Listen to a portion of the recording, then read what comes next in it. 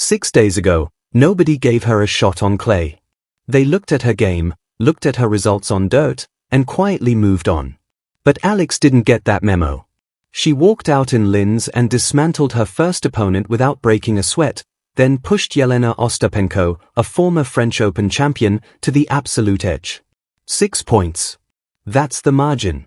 6 points separated Alex from one of the biggest upsets in this young clay season, and instead of sulking about it, instead of retreating to her hotel room and feeling sorry for herself, she packed her bags and walked straight into Stuttgart.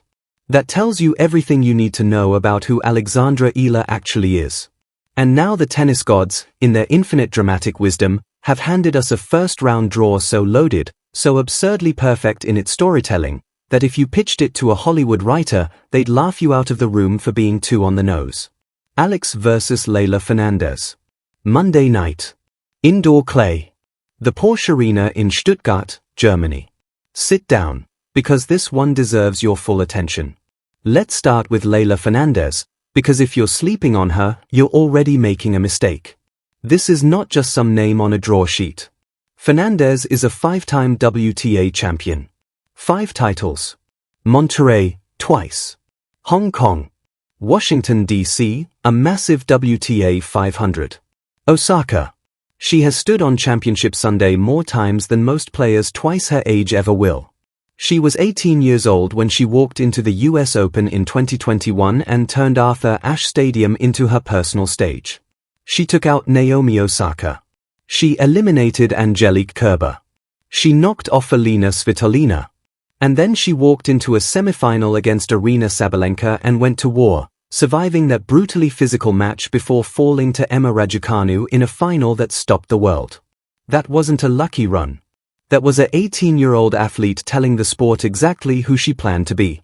Her career-high ranking reached world number 13. She's been inside the top 15 on the planet.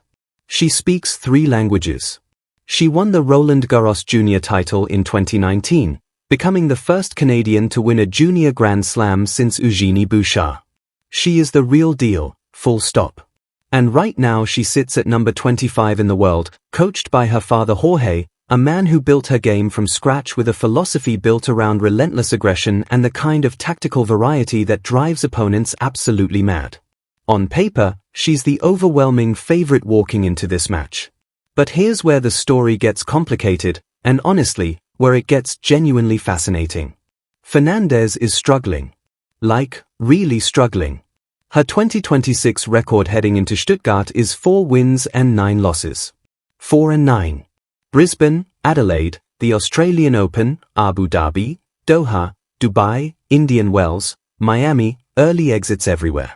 The confidence that once made her untouchable at Flushing Meadows is clearly not where it needs to be right now. You don't post a 4-9 record while operating anywhere near your ceiling. Something is off, and she knows it. Now flip to the other side of the net. Alex is carrying a 15-9 record into this week. She went deep in Auckland, reached the quarterfinals in Abu Dhabi and Dubai, pushed through the 4th round at both Indian Wells and Miami. She's beaten Donna Vekic, she's beaten Jasmine Paolini, she's beaten Dana Yastremska.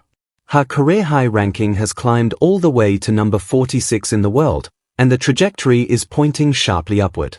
She's 20 years old and she is hungry in a way that you genuinely cannot manufacture. That hunger is real and it is measurable on a tennis court. But before we go any further, we have to talk about the thing that makes this match unlike anything this sport has produced in recent memory. Leylah Fernandez's mother is Filipino-Canadian. Fernandez has spoken openly and proudly about her heritage, identifying as both Filipino and Latina. And that means on Monday night inside the Porsche Arena, 2 players with Filipino roots will stand across the net from each other on the WTA Tour for the first time in history. Let that sink in.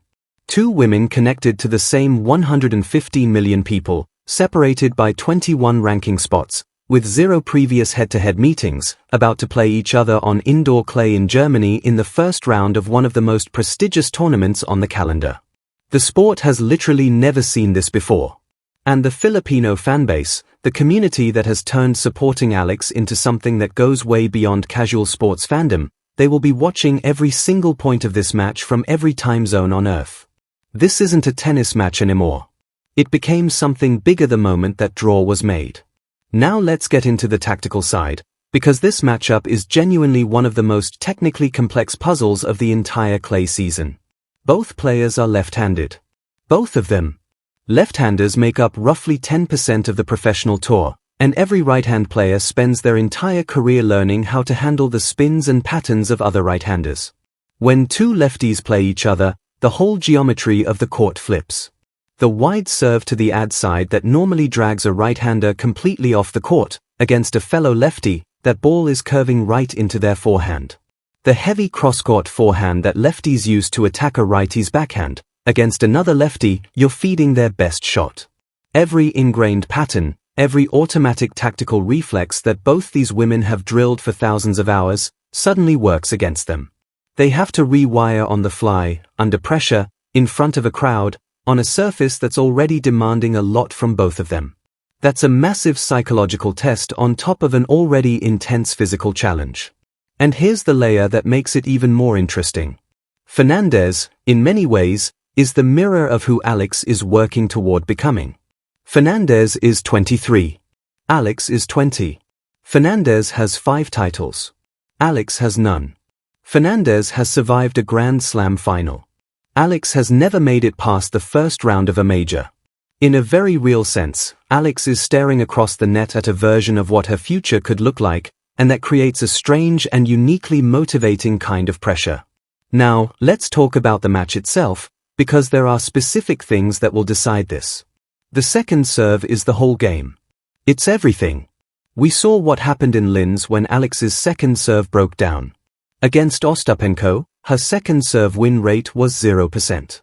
Every single time she missed her first serve, she lost the point.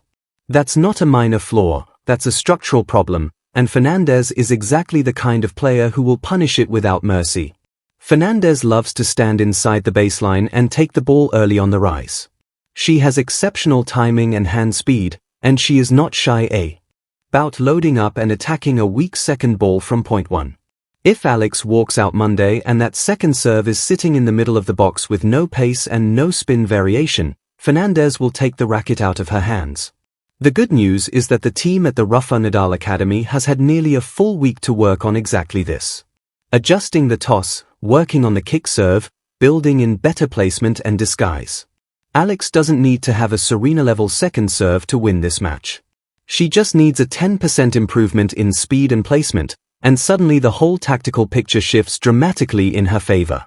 The surface matters here too. Indoor clay in Stuttgart plays differently than the outdoor clay Alex was on in Linz. Inside the Porsche Arena, there's no wind, no sun, no unpredictable bounces. The conditions are controlled and the court is slightly faster than traditional outdoor clay because of how precisely the surface is managed. For a player like Alex, who hits heavy and loves to dictate pace from the baseline, those consistent conditions are genuinely useful. The controlled environment lets her time her ground strokes more cleanly, and the faster surface helps her aggressive return game. She's broken serve in 36.7% of return games this season. That is a genuinely elite number. Fernandez, on the other hand, played her last tournament on the green clay of Charleston, which plays nothing like the red indoor clay of Germany. She went 1-1 there, surviving one match before losing. It's not a disaster, but it doesn't suggest she's locked in and comfortable on clay right now either. And here's the broader picture of what's actually at stake beyond this match. Win this, and Alex gets Jasmine Paolini in the second round. The 5th seed. A 2024 French Open finalist. Someone who knows exactly how to grind on clay. But here's the thing, Alex already beat Paolini this year. That 6-1, 7-6 performance in Dubai was one of the most dominant displays of Alex's entire career. The psychological edge is already there. Win that match, and the quarterfinals open up with Elena Rybakina or Diana Schneider waiting. And if you want to project even further, the semi-final path leads toward Iga Swiatek, who now has Francisco Roig in her coaching box. Roig spent years coaching Rafa Nadal. The same Rafa Nadal whose academy built and shaped Alex's entire game. That specific detail, that interconnected web between Alex's training foundation and Swiatek's new tactical direction, is a storyline that the mainstream tennis media hasn't even begun to explore. But none of that happens without Monday. It all starts Monday night with 2 left-handed athletes and 1 red clay court. Look, the analytics have Fernandez at 56% probability to win. The rankings say she should win. The trophy cabinet says she should win. Every sharp betting market leans toward the Canadian. And I get it. On numbers alone, Fernandez is the favorite. But numbers don't account for momentum. They don't account for the fact that one player has 15 wins this year and the other has 4. They can't measure what it does to an athlete's mindset to come within 6 points of beating a Grand Slam champion and then immediately enter another tournament rather than go home and recover. They can't quantify what it means to wake up every single morning at the Rafa Nadal Academy and absorb the mentality of the most relentless competitor this sport has ever produced. And they absolutely cannot measure what it physically feels like to carry a movement. Not just a fan base, a movement. Alex isn't just playing for ranking points on Monday. She's playing for the continuation of a story that's been building all clay season long. It started with that dominant win over Grabher. It evolved through that gut-wrenching near miss against Ostapenko.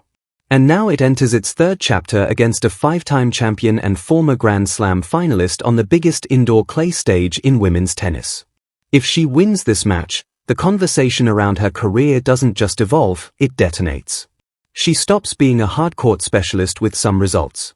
She becomes something the tour hasn't fully reckoned with yet, a complete player who adapts, learns, and beats elite opponents regardless of surface or occasion. That's the version of Alex that the Rafa Nadal Academy has been building. That's the version her team believes in. And Monday night in Stuttgart is the first real opportunity to show that player to the world. 2 left hands. 2 Filipino hearts. 1 court. And a story that deserves every single second of your attention.